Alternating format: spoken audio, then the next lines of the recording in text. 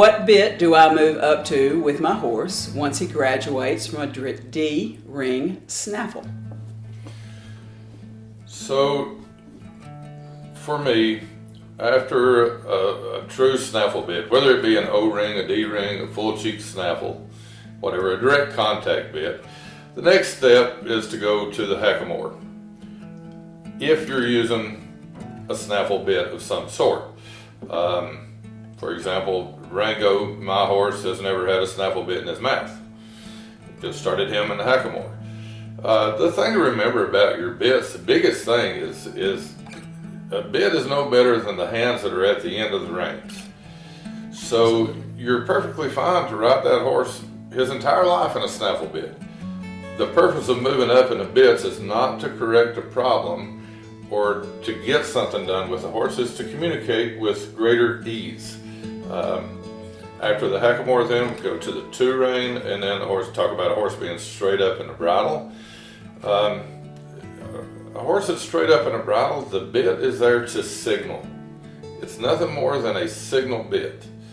If we have problems in the hackamore, we go back down to the snaffle bit. If you have trouble in the two-ring, you go back down to the hackamore. If you're still having trouble, you go to the snaffle bit. If you're still having trouble, go to the halter. But it's not a matter of, I think there's a big misconception of a horse has got to be able to do a set number of skills in the snaffle bit before we move up. I don't think so. I think if a horse is looking and feeling and trying to find the open door, then experiment a little bit. Give it a try and see. And if it's not working, go back. I'm not real big on a set of skills. A horse must be able to do this, he must be able to do that, and people look at that and the dang list is so long, there's no way that you could ever master it. If you're getting along really good in your snaffle bit, you're able to use your body more than you are your hands, try stepping up a notch in a bit, see what happens. Try the hackamore, see what happens. When you have trouble, go back. Don't use a bit to fix a problem. Use a bit to make communication easier and better for you and your horse.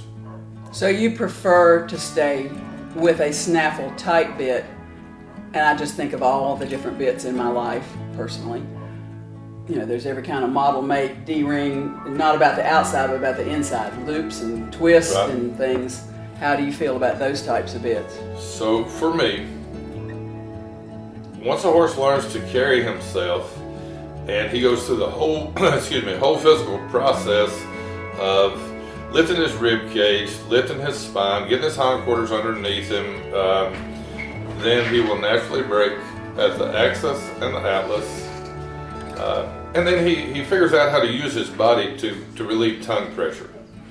So if we use a bit to try to make that stuff happen, then that's nothing more than a Band-Aid. When a horse learns to carry himself, it's not that big of a deal. Step up so you can do less.